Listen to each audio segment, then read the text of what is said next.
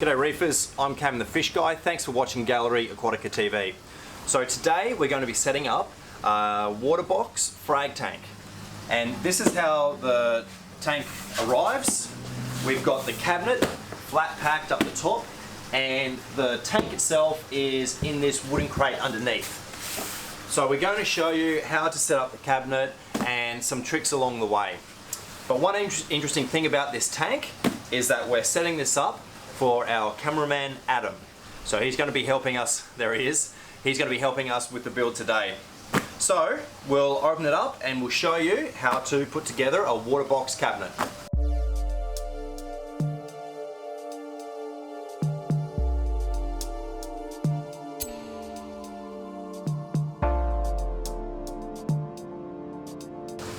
So this model is a 60.3. It is specified as a frag tank from Waterbox themselves. I do intend to use a portion of it for a frag tank. I've also decided to use the other portion of it, probably half-half, to make structures within that are going to go into my bigger custom tank build down the track.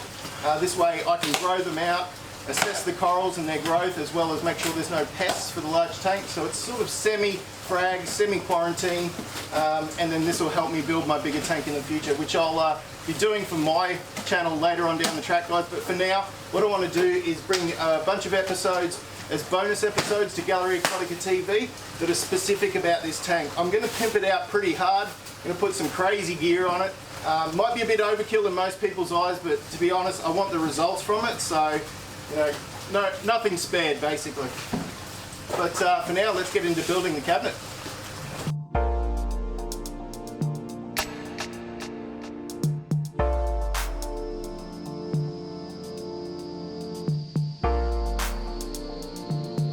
So as you can see, team, there's actually some white panels and some black panels. The latest model of the Waterbox, the internal panels are all black, even if you get a white cabinet. So the external stuff, as you can see, the doors and whatnot are all packed up in a white gloss. That is the fascia for the outside, but internally it'll be all black. That's the updated cabinet model they've got. So we'll just get everything out of the box to start with, then jump on the instructions, make sure we've got all the pieces we need, and then get into constructing the entire unit itself.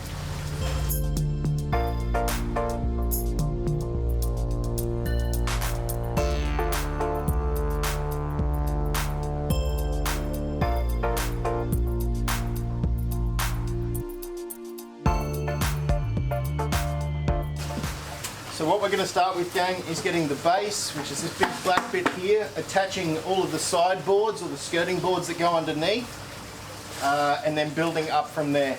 So the instructions is a page of contents, so it does show us what's inside the box, and we have cross-checked that and made sure it's all the correct items. What it doesn't include is an actual step-by-step instructions. That's fine, we have done a few of these before already. It just takes a little bit of re-jogging the memory to get in the mode of what needs to go where, so we'll get on that now.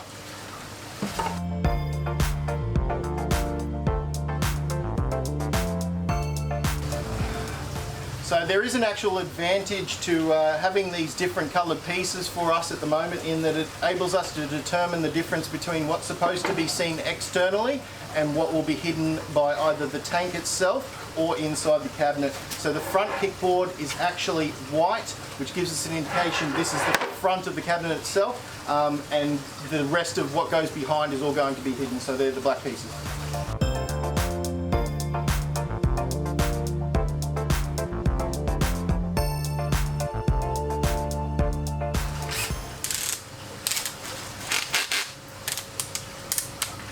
So always remember to use your torque settings, guys, on your drill. If you're going to use a powered drill, that makes sure you won't thread the screws or any of the taps that it goes into.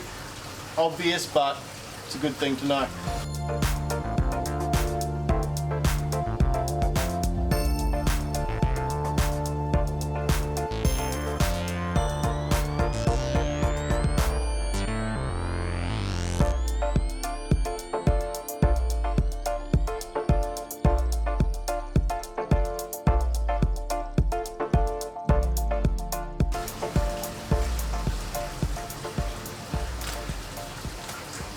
we've just come across a bit of a situation with the feet in that we have to put the nuts on them first so that they've actually got some distance off and don't screw in flush with the bottom boards.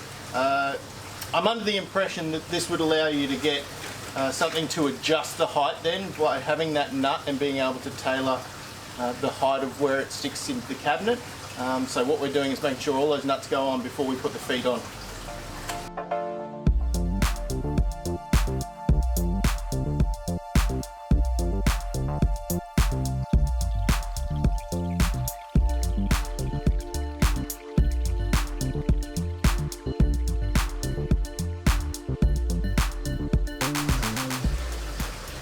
So we have our frame for the base put together. Now, unfortunately, we've burnt a bit of time with putting all of these feet in. So we've got them in now, so we're going to proceed on to the next step, but so far it's looking good. We've been at it for about 15 minutes. Alright, slowly but surely we're getting there, gang.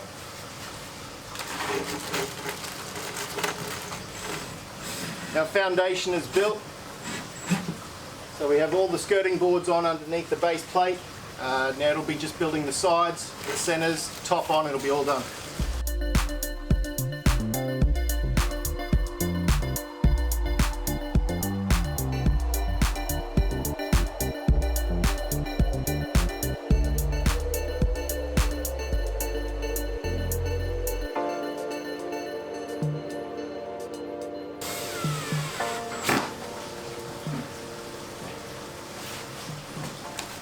So we've just encountered our first issue.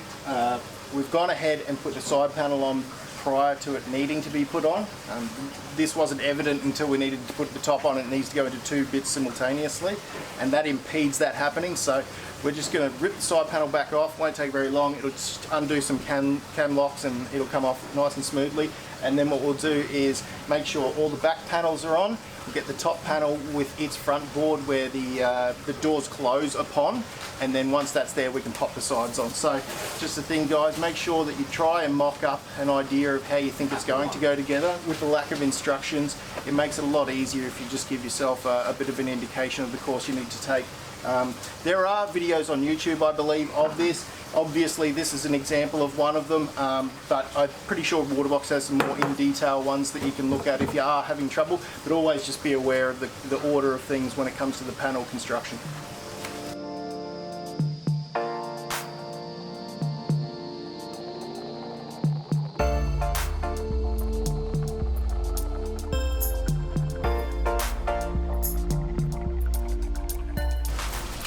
So as you can see, guys, order of construction is obviously very important.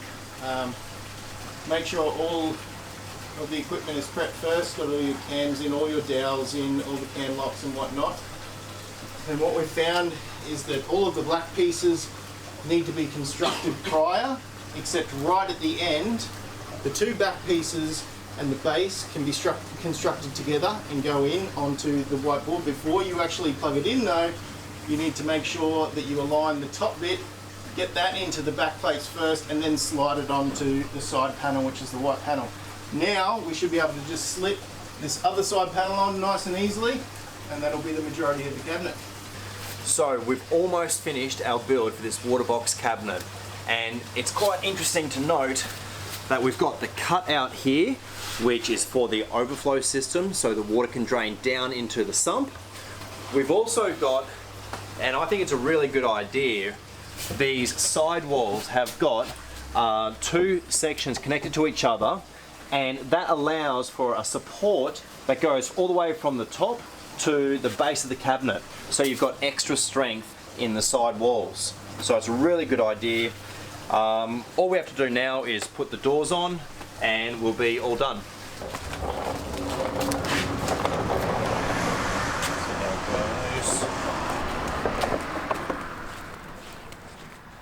So the sump is inside the tank, so it is particularly heavy. Are you ready to? Yeah, I'm ready. Yeah.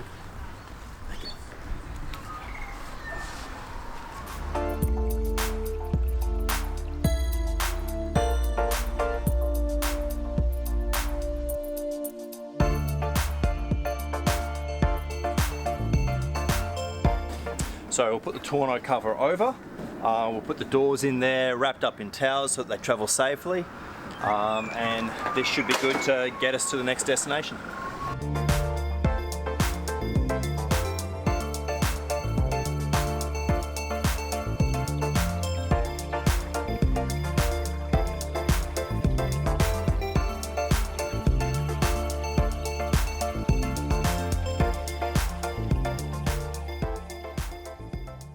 Okay, so here we are on the other side. We've made it over with no dramas, no crashes. The tank made it here in one piece, as did the cabinet and the sump, of course. I didn't do the unpacking from the crate box itself just because it was a bit of a hassle where we were downstairs and there wasn't much room and neighbours and all of that. So I decided to get it all out, bring it upstairs and put it into the room it's going into. It's in my office. I did mention about the frag aspect of it when we were building the stand. That's still my mission, but to be honest, as many of us reefers do, we can never make up our mind and stick to a plan. So I may end up turning this into an actual display tank. I really like the aesthetics of it, the height, the way it fits into the room is phenomenal. So that may change. I do wish to still, grow frags and things out in it to transport to my major custom tank in the future.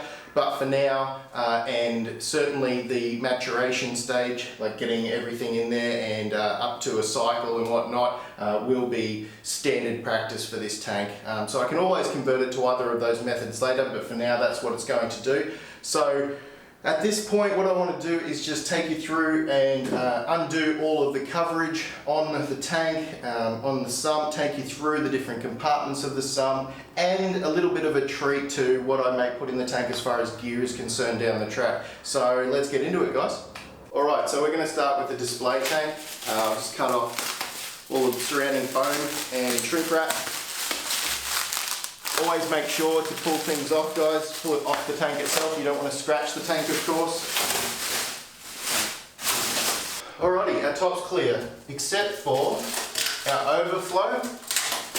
Now I'll just show you this. It's an overflow cap, okay? Made of glass also. Again, high quality construction from these guys at Waterbox. Really impressive for a frag tank. It all lends to making this a high quality product. So you can see there, beautiful glass machine piece, and then just slots into the weir like so. The weir has two outlets on either side there. These are obviously for the return to come through and allow that flow to go either side of the weir itself. There's weir combing inbuilt again onto glass panels. These are not acrylic panels, and then glass cut and machined all the way around for the weir combing. Just absolutely superb construction. This one I'll probably be able to just do by hand.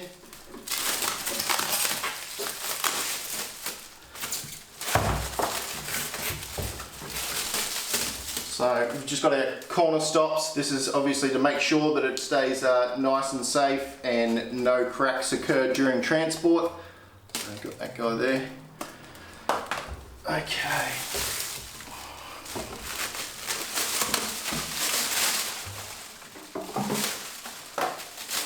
Now you'll also notice, guys, I haven't put the doors on yet. I've done this on purpose.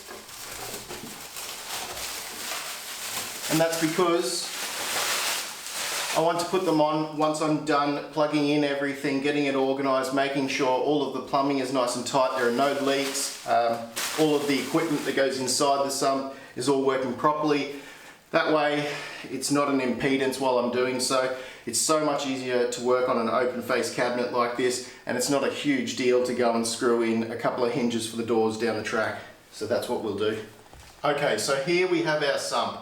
I'll go through all of the compartments, what I intend to use them for, what they're originally intended to be used for. Got the instructions, of course, pretty much done with those. These are our hinge boxes. Again, like I said, I'll put those on later. So the Waterbox itself comes with a couple of filter socks. They're two 25 micron filter socks. and they're both to be positioned in the first and second entry chambers. These are essentially where your drain from the tank will come down, go through, come up over into the socks and filter all of the mechanical filtration parts of the tank. This is a good thing to have. I may in the future try and get some acrylic holders like we do in a few of the other tanks with the Gallery Aquatica tanks we do. These will enable me to put in replaceable Dacron wool and or some filter media so I can get some biological filtration in there as well. The next chamber we come into is the main chamber, which is where I'm going to put my skimmer. The current skimmer I've got planned for this tank will be actually coming off my existing small tank, which is a Aqua One Mini Reef 160. Now that tank I am actually going to keep running, but this is where I'm having the problem with deciding whether to turn this into a full frag tank or just make the other one the frag tank and this a display for the office. We'll get there eventually, I'm sure I'll figure it out, but if you guys would like to help me out, throw some comments in the chat as to what you think I should do with the tank. Just keep it purely frag since that's what it's kind of proposed upon people in the way of a purchase. Or if I go with the other tank as my frag tank and just make this a display. So the other tank currently has a Royal exclusive Bubble King skimmer on it. It's a double cone 180. So that double cone 180 has been doing phenomenal on my other small tank. I may very well bring that across and plonk it in here. It's a better fit for this sump as well. In the Mini Reef 160, it's gigantic and it's actually a struggle. I can't get the cup off and out in that old tank. I've just been manually pulling the center out and cleaning it and draining it and everything, which is a huge hassle, but it's been a super effective skimmer, so I can't blame it too much. It was my fault putting it in the small cabinet. But right here is almost perfect for that skimmer. It's a little bit overboard as far as the rating's concerned, but I always say big is better for skimmers. More air injection into the system, none of it hurts, you know, it all helps for removing the dissolved organics. And also, yeah, like I said, injecting the oxygen into the system. So the next step after that is a bit of mechanical filtration again before we go into the return sump. Just a bit of filter wool there. And then with the return pump, I've got a couple of things in mind. I do have an existing Aquamatic pump on the older tank, but I kind of prefer to leave it there. So with this one, I'm looking at purchasing a new return pump. Again, if you guys would like to throw some suggestions of what you think are great return pumps these days, I'll look into those. I may very well buy another Aquamatic. We do have some great options from Octo as well at the store. You know, there's Vectras, of course. I can look into the Ecotech range. I could stick and keep things thematic with the Royal exclusive gear and look into one of their Red Dragon pumps. It'll all come down to a little bit of cost, but a bit of imagination as well. So tell me what you think about return pumps, guys, and what you'd like to see on this tank.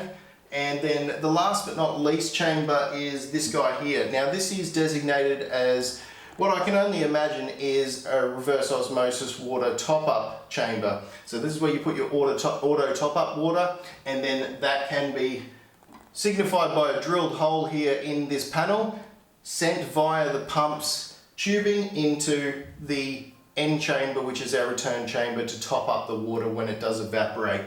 Now, I have an idea in plan for this to not actually use it for the for the automatic top up at all. I want to use it to house a keto reactor. So I want to put keto morpher inside, say, let's say another Pax reactor. I do have an existing Pax Bellum reactor on the other tank. It's a little bit big and was actually purchased in anticipation for the big custom tank. So I won't put that in here, but I want to get, I think the model is an N18, I believe, which is the nano version of the Pax Bellum algae reactor. The other one is working phenomenal for me. It grows so much keto and keeps those nutrients down to a nice level. So I'd like to replicate that in this tank.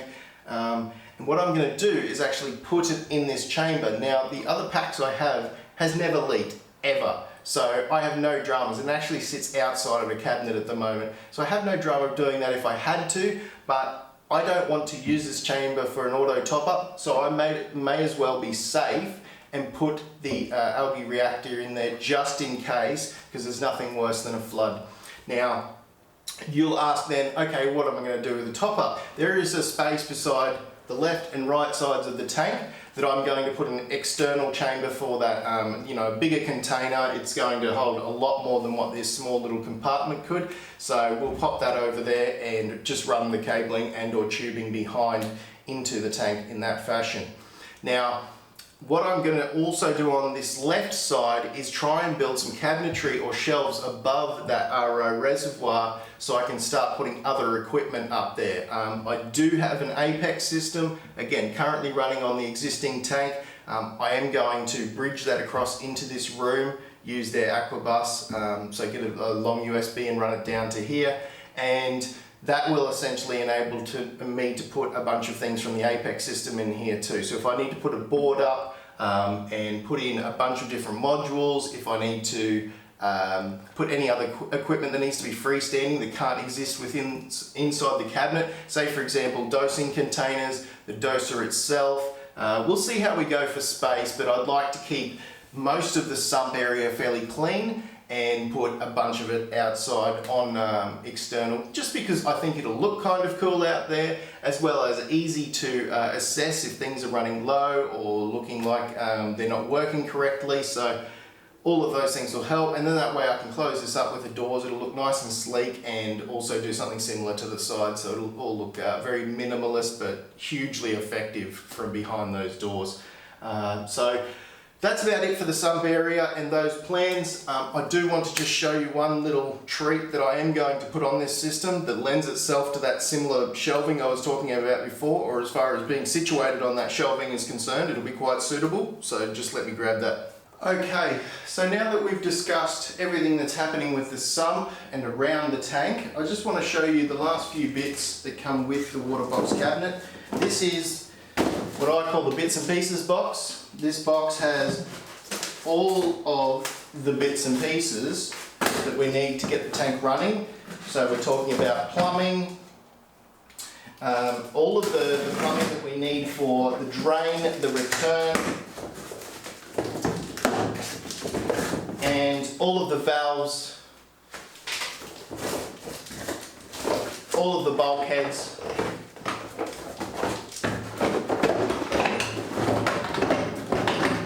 So as you can see, we've got gate valve here. This is for one of the drains. This will allow us to dial in the flow exactly how we want it for the return and overflow for the tank. That way we're going to have a nice quiet tank. So we'll pop that one in, the sump, ready for construction. This looks like another drain pipe. Here's our soft plumbing for the return. So we'll pop that one over the return.